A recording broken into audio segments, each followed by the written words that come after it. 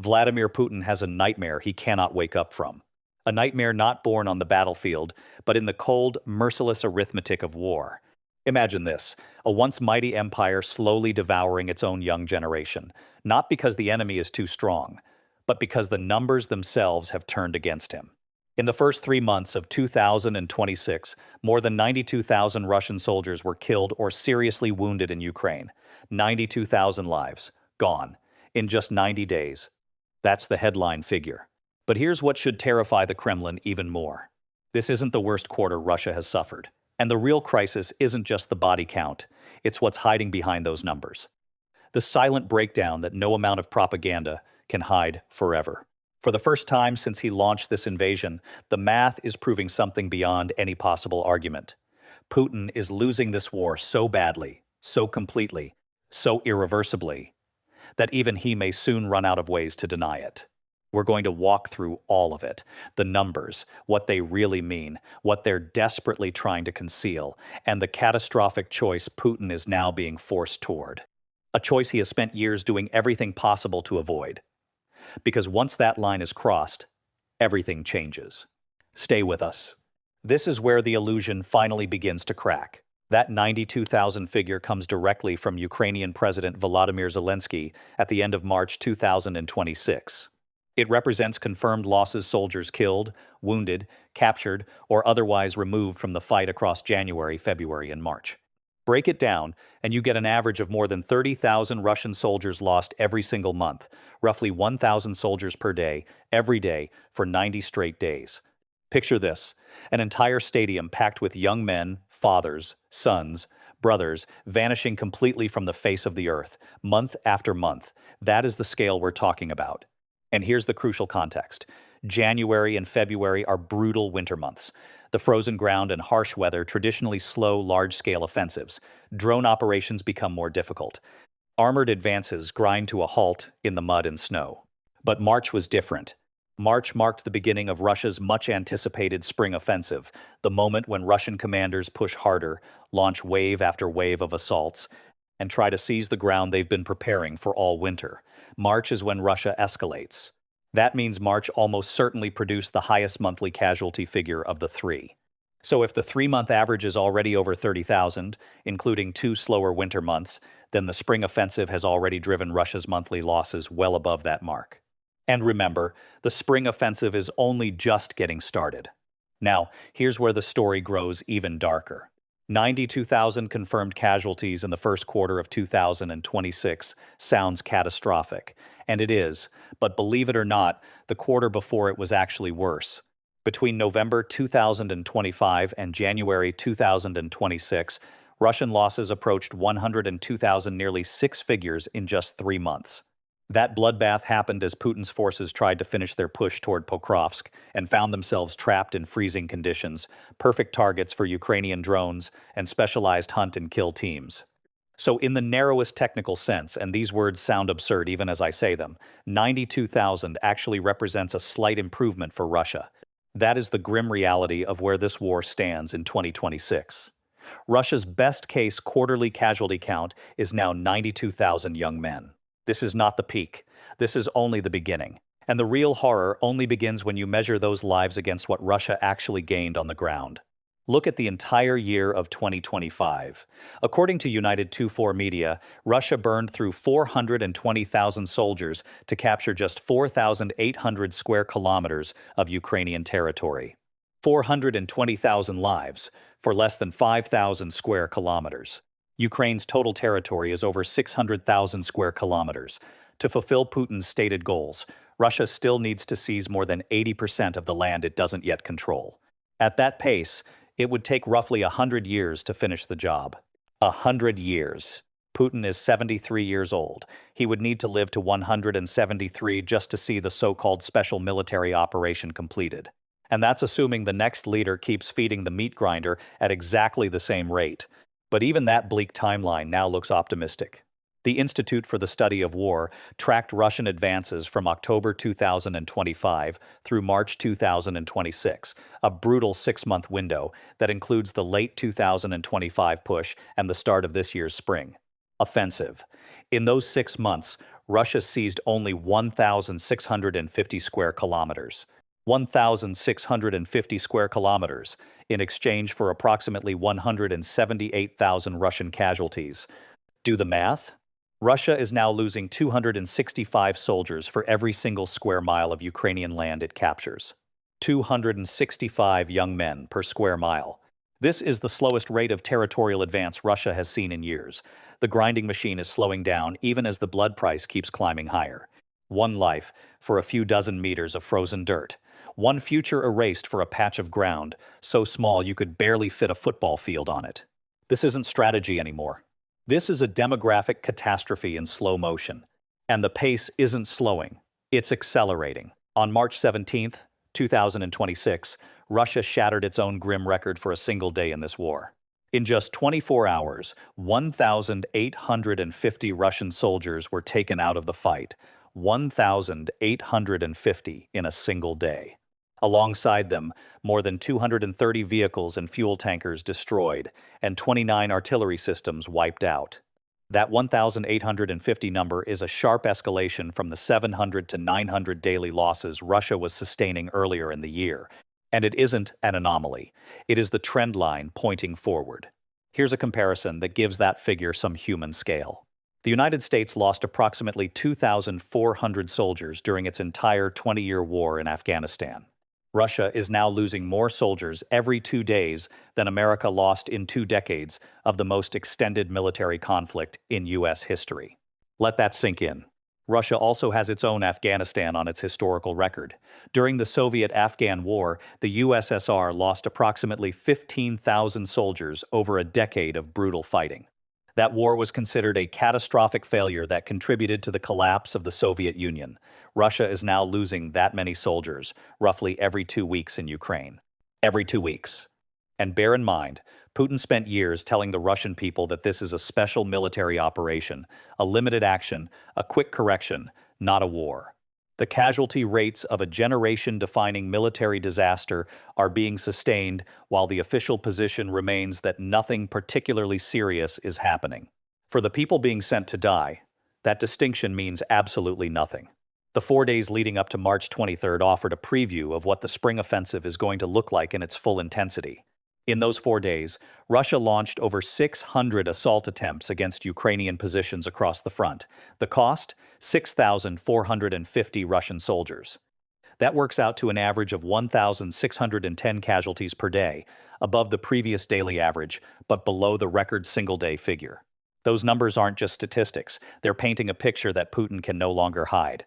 Russia isn't just losing men, it's losing the very ability to replace them. But here's what makes the current situation genuinely different. What makes this the true inflection point? The casualty rate, as devastating as it is, has been a grim feature of this war for years. Russia has been absorbing enormous losses since 2022, and somehow continuing anyway. So what has changed? 4 words. Arrivals minus departures. Negative. For 4 consecutive months, December 2025 through March 2026, Russia's military has been losing more soldiers than it is recruiting. For the first time since Putin launched his full-scale invasion, the inflow of new fighters is no longer keeping pace with the outflow of casualties. Russia's manpower pool is shrinking in real time, month after month. The Russian army is actually getting smaller. United too. 4 Media has confirmed this critical shift. Moscow set an ambitious target of recruiting 409,000 new soldiers for 2026. In the first quarter alone, it should have reached at least 25% of that goal to stay on pace. Instead, Russia hit only 19%. 19%. That shortfall is compounding every single month. And remember, those confirmed casualty figures we've been discussing are only the floor, not the ceiling. The real losses are almost certainly higher. This is the historic moment when the math has officially betrayed the Kremlin.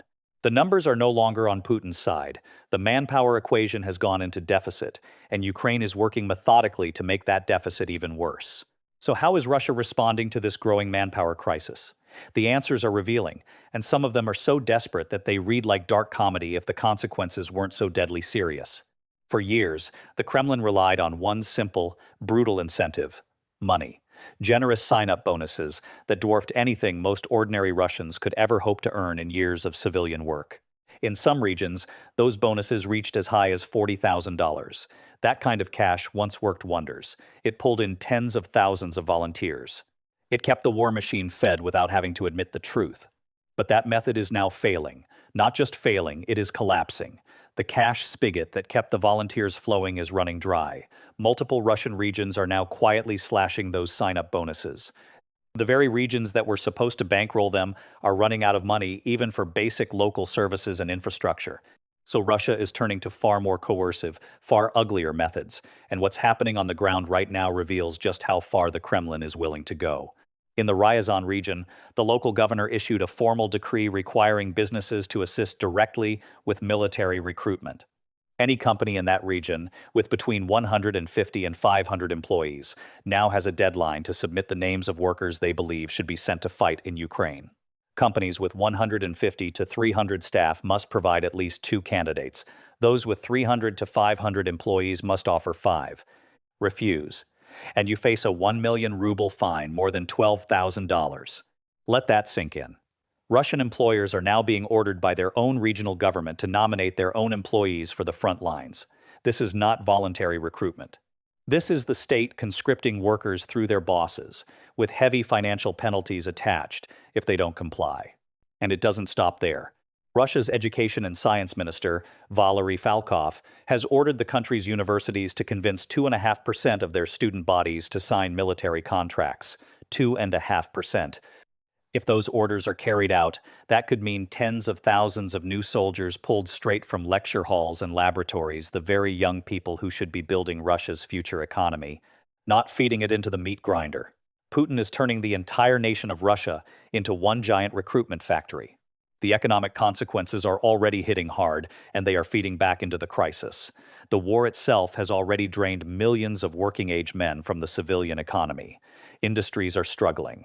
More than 25 factories in the Leningrad region alone have been forced to shift to 3-day work weeks, not because orders have dried up, but because there simply aren't enough workers left to keep the machines running full-time. This is the vicious cycle Putin has created. The war eats the labor pool. The labor shortage cripples industry. The crippled industry generates less revenue, and that means even less money for bonuses, forcing even more coercive recruitment, which pulls even more workers out of the economy. It is a self-destructive loop with no easy exit. And now, all of this is pushing Putin toward the one decision he has spent nearly 4 years doing everything in his power to avoid: mobilization. In 2025, he signed a new law that quietly transformed Russia's entire conscription system. What used to be 2 fixed draft periods per year is now a year-round system. The Kremlin can call up any man between 18 and 30 at any moment for a full year of mandatory service. Officials still insist that conscripts won't be sent to Ukraine, but we have heard those assurances before, and we know how flexible they can become when the numbers get bad enough. The legal architecture for a much larger draft is already built and ready. Reports indicate that the poor performance of the latest recruitment drives is forcing the Kremlin to consider a limited, rolling reserve call-up scheme, essentially mobilization by another name, introduced gradually, so it doesn't look like the full-scale panic it actually is. This is politically explosive territory for Vladimir Putin. The last time he ordered even a partial mobilization back in September 2022, the reaction inside Russia was swift, chaotic, and deeply humiliating. Hundreds of thousands of men of military age fled the country almost overnight, by plane, by car, by foot, across any border they could reach. Protests broke out in cities across the nation. The images went viral around the world and directly contradicted everything Putin had been telling his people for months, that the operation was going exactly according to plan. Putin remembers that moment very clearly. He has spent years carefully managing this war in ways designed specifically to avoid triggering that kind of domestic backlash again. Volunteer recruitment with huge bonuses was the tool that let him keep feeding the war machine without ever having to admit that Russia was in a real military crisis requiring national sacrifice. That tool is now broken. The bonuses are being cut. The quotas are being missed. The arrivals minus departures balance has stayed negative for 4 straight months. This time, which borders are left for people to run to? This is the moment Putin has feared most, the moment he may finally be forced to admit to his own population that this is no longer a limited special military operation. This is a real, grinding, attritional war, and Russia is not winning it. But here's what may be even more dangerous than the threat of mobilization itself. Something the Kremlin is desperately trying to keep hidden from the Russian people and from the world. The silent collapse happening from within the Russian army. Because the most terrifying development for Putin may not be the decision he is being forced to make. It may be what is already happening, without him having to give the order at all. According to multiple reports emerging from the front lines and sources familiar with conditions inside Russian units, discipline in several major formations began to fracture badly during the heavy fighting throughout March 2026. At least 3 large Russian units are said to have refused direct orders to launch assaults, not because they lacked equipment or supplies, but because the soldiers themselves simply would not go forward. They had reached their breaking point. They no longer wanted to die for this war.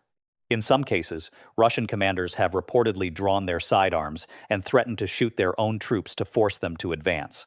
And in other grim incidents, fragging soldiers turning their weapons on their own officers has started to appear with disturbing frequency. This is not simply low morale.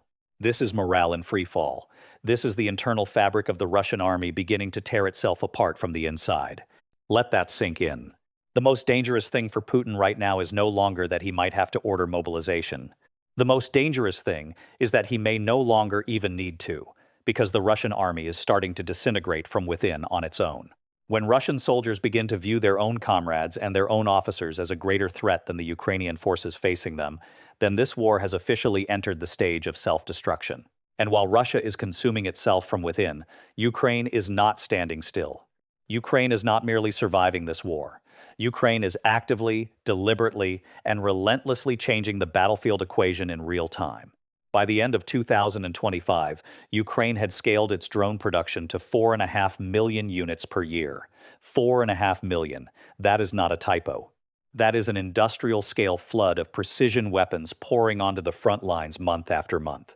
Those drones have already turned Russian approach routes into kill zones. Now, with the introduction of new medium-range strike systems, those kill zones are expanding dramatically. In some sectors, the lethal reach has grown by 3.5 times. Ukrainian forces are hitting deeper behind Russian lines, striking troop concentrations, logistics nodes, and rear area targets that were once considered relatively safe. At the same time, Ukraine's long-range strikes continue to degrade Russian oil refineries, fuel export terminals, and critical supply infrastructure hundreds of kilometers from the front. Each successful hit squeezes Russia's ability to fund the war and keep its forces supplied. And here is the most important shift of all. In the first quarter of 2026, while Russia was pouring everything into its spring offensive, Ukraine managed to recapture more than 450 square kilometers in several key sectors. Ukraine is no longer just defending. Ukraine is proactively rewriting the script of this war. It is turning a war of attrition that Putin hoped would break Ukrainian will into a war of attrition that is breaking the Russian army instead. The asymmetry is widening. Ukraine is innovating faster than Russia can adapt, and every month that passes, the gap between what Russia can sustain and what Ukraine can inflict grows larger. Let's bring this full circle, because the complete picture demands to be stated clearly and without illusion. In the first 3 months of 2026, Russia suffered 92,000 confirmed casualties, and the real number is almost certainly higher. Its rate of territorial gain continues to collapse even as its casualty rate remains catastrophically high. Its recruitment system has now been in negative balance for 4 straight months. Regional governments are forcing businesses to hand over their own workers. Universities are being ordered to deliver students to the front. Sign-up bonuses are being slashed because the money has simply run out. Putin is being dragged, step by reluctant step, toward a new mobilization he has spent years trying to avoid. And now, beneath all of that, the Russian army itself is beginning to fracture from the inside, the silent collapse that no amount of propaganda can fully conceal. On the other side of the equation, Ukraine is producing 4.5 million drones a year, expanding its strike zones, hitting Russian infrastructure deep in the rear, recapturing ground, and methodically driving Russian monthly losses toward the breaking point.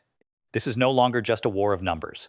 This is the moment when every element, the unsustainable casualties, the shrinking manpower pool, the desperate coercive recruitment, the looming threat of mobilization, the silent collapse within the Russian ranks, and Ukraine's growing battlefield dominance converges into one inescapable reality. This is no longer a war. This is the calculated self-destruction of an empire. And history is watching every single number. The numbers don't lie. This is the rampart.